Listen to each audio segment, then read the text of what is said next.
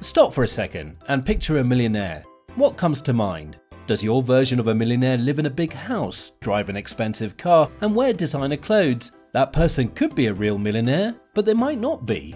The mortgage lender could own the house, the bank could own the car, and they might have racked up a ton of credit card debt buying the clothes. People can look like $1 million, but they could be one step away from losing it all. People believe all kinds of crazy myths about millionaires. If you ask 10 random people on the street what it means to be a millionaire, you'll likely get 10 completely different answers, and most of them would be wrong. So let's cut through all the crap and get to the true definition of what it means to be a millionaire. But before we go too far, don't forget to hit that subscribe button so you don't miss the next videos on the type of lifestyle that millionaires live. What is a millionaire? A millionaire is somebody with a net worth of $1 million. It's a simple math formula based on your net worth. When what you own, your assets, minus what you owe, your liabilities, equals more than $1 million, you're a millionaire. That's it. Being a millionaire is not about how much money you can make in a year, your feelings or emotions, or your crazy uncle's opinion. Again, it's a math formula, and math doesn't really care about feelings, whether they're yours or anyone else's. How being a millionaire works. Now, let's say John and Maria have $750,000 in 401ks and saving accounts. They also have a house worth $350,000 and own 2 vehicles worth $10,000 each. Add all that up and their assets total $1.12 million. But that's just half the picture. Before we can call them millionaires, we have to look at what kind of debt they have. And would you look at that? They still owe $150,000 on their home, have $10,000 of credit card debt, and owe $20,000 on their student loans. Their liabilities add up to $180,000. To figure out if they're net worth millionaires, let's subtract what they owe from what they own. What they own? $1,120,000. What they owe? $180,000. Net worth? $940,000. So John and Maria are not millionaires. They're really close, but they haven't hit the mark yet. But what if they didn't have any student loan or credit card debt and they knocked their mortgage down to $100,000? What they own? $1,120,000. What they owe? $100,000. Net worth? $1,020,000. That's more like it. Now John and Maria would be considered millionaires. And if they got serious about paying off that mortgage, because you never want to take a mortgage with you into retirement, they could invest and save even more. Where the term millionaire originates. The word millionaire was apparently coined in French in 1719 to describe speculators in the Mississippi bubble who earned millions of livres in weeks before the bubble burst. The standard French spelling is now millionnaire, though the earliest references uses a single N.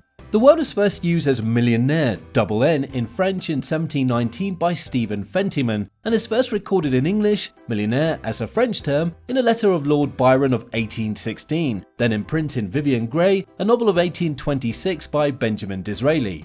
Earlier English writers also mention the French word, including Sir William Mildmay in 1764. While statistics regarding financial assets and net worth are presented by households, the term is also often used to describe only the individual who has amassed the assets as a millionaire. That is, even though the term statistically refers only to households, common usage is often in reference only to an individual. Multi-millionaire versus millionaire. The only difference is the numbers. A millionaire is a guy who has a net worth between $1 million to $99 million, and a multimillionaire is a guy who has a net worth from $100 million to $999 million. How do you become a millionaire? We'd be willing to bet you want to become a real millionaire, someone who actually has $1 million or more in assets and zero debt weighing them down. We believe anyone can build wealth, no matter their background or income. And we believe anyone can become a millionaire. Believe it or not, the vast majority of millionaires didn't inherit their money or win the lottery. That's just another dumb millionaire myth. Here are some of the things they did to achieve millionaire status. They stayed far away from debt. They invested early and consistently into their 401k. They made savings a top priority. They found ways to increase their income. They cut out unnecessary expenses from their budget. They worked with an investment professional.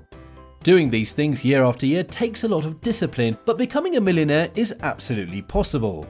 3 common issues that will prevent you from becoming a millionaire. Here we'll be covering some of the most common issues that will prevent you from ever becoming a member of the Millionaire Club. Reason 1. you're afraid of investing. It will be nearly impossible for the typical worker to become a millionaire without at least doing some investing. A few movie stars and pro athletes will break this rule, but from there they will have trouble making their money last if it's not invested over time. You may feel safe stuffing your life savings under the mattress, but you're losing money each and every day after inflation eats away your purchasing power. If you want to achieve and maintain financial independence, you'll need the help of compounding interest via some type of investing. Reason 2. You're not saving enough. Assuming you've overcome your irrational fear of the stock market and have crafted the perfect investment portfolio, if you don't save enough to move along the way, you'll never become a millionaire. After all, it's not what you make but what you keep. The saying is true, a penny saved is worth more than a penny earned. Remember, you don't have to pay taxes on a penny saved. Stop procrastinating. There will never be a better day to start saving than today. Even if you could only save a tiny amount, you'll be better off than if you never started at all. 3. You're living beyond your means. Now, if you're making this money mistake, you're not alone. There are many people who try to finance their dreams. They push their budget to the breaking point. Some live paycheck to paycheck, others fall into the costly trap of credit card debt. The best case scenario here is that you're not accumulating any wealth. The worst case is that you're setting yourself up for bankruptcy or having to work forever. Constantly drowning under an insurmountable pile of consumer debt is stressful and costly. Around 1/3 of households carry credit card debt from month to month. This could mean thousands upon thousands of dollars per year flushed down the toilet on crazy amounts of credit card interest. That's it for this episode. Please give us your feedback in the comment section below. To watch more episodes on financial topics like this, hit that like and subscribe button. If you want to support us even more, buy us a coffee from the link in the description. Good luck and see you in the next episode.